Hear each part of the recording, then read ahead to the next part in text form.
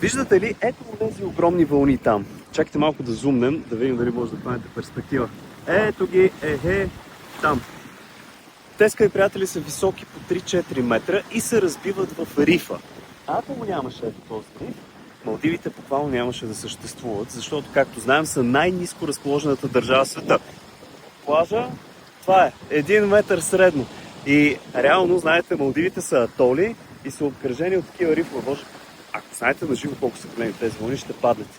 И когато древните хора са открили този рай, тук е нямало нито реки, нито езера, никаква вода за пиене и са оцелявали благодарение на палмите и кокосовите орехи. Сега, разбира се, всичко е модернизирано, аз обаче винаги съм крачка напред и си нося един плаж вид аура. Тъкмо ще се адаптирам по-добре с климата, топлина, студ от България и ще подигна малко имунната си система. Така че нося си винаги аз плаж вид в куфарите.